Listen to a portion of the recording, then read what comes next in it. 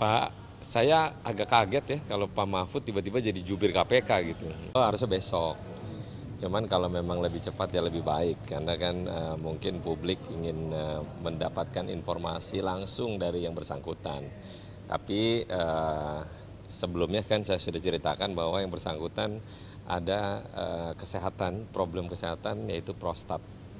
Jadi Pak Ketua Umum memerintahkan untuk kembali karena mungkin asumsi publik seolah-olah yang disampaikan oleh Wamentan hilang lah, itu enggak benar. Bahwa kan kita nih kadang handphone suka ketinggalan lah atau memang keadaan kita lagi tidak memungkinkan pegang handphone.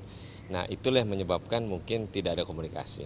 Jadi selama di sana itu sakit operasi? Enggak. Jadi selama proses penerimaan penghargaan dari FOE ya kalau nggak salah FOE bahwa penghargaan itu penghargaan dunia loh.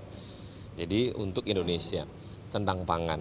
Jadi setelah penggeledahan mungkin dia dapat informasi dan akhirnya ya kita maklumin bahwa stres sekali.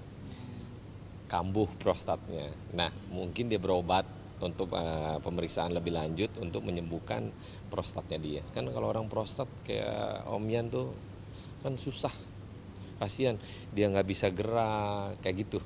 Jadi bukan karena hilang atau menghindar untuk kembali ke tanah air, enggak. Oh, tapi posisinya kan kalau kita lihat infonya katanya dari Singapura, apa dari Eropa ke Singapura? Bisa dong kan transit. Oh, itu Transit. Bukan Bukan. Transit. Biasanya kan gue sering kemarin dari London pakai SQ pasti transit Singapura baru Jakarta. Oh, ketemu ya, Bang. Hari ini langsung ketemu.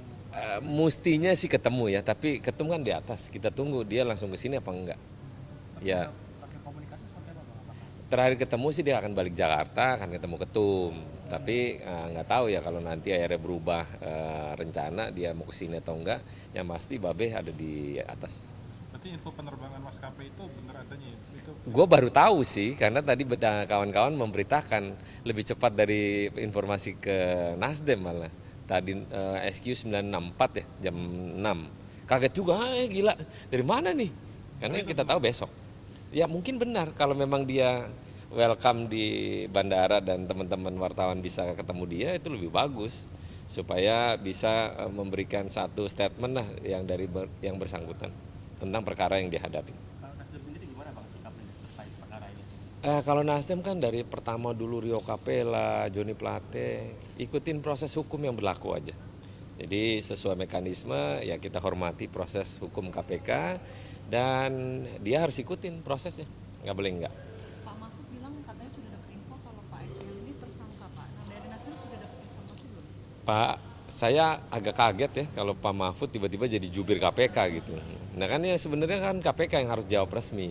Tapi kan selama ini KPK belum memberikan statement resmi apakah yang bersangkutan tersangka atau tidak. Kan biasanya KPK kalau udah mau ngumumin resmi kan orangnya langsung ditahan biasanya gitu kan. Nah tapi kan ini belum. Nah kaget kalau Pak Mahfud mengomentari hal demikian bahwa sudah tersangka.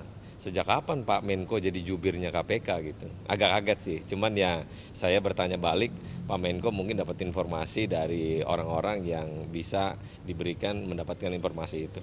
Izin menegaskan berarti Pak Surya Paloh hari ini di kantor Nasdem menunggu kedatangan Pak SL. Enggak menunggu, memang Pak Surya memang pulangnya kan selalu jam malam. Tapi kalau dia datang syukur, enggak juga nggak apa-apa. Kan tidak harus ditugasin harus ke sini. Tapi Pak Surya ada di atas. Bang, kalau soal penggeledahan yang di rumahnya Makassar itu juga sudah dapat info belum? Belum, baru tahu tadi. Ada berita disita mobil Audi kalau nggak salah kalau dengar ya.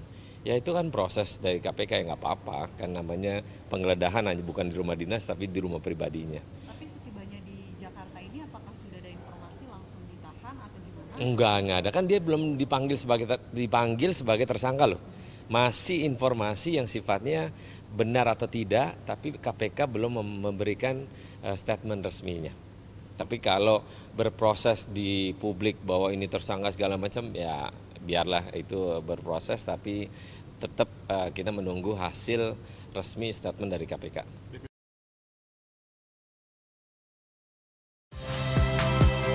Saya Nitya Anissa, saksikan program-program Kompas TV melalui siaran digital, pay TV, dan media streaming lainnya. Kompas TV, independen, terpercaya.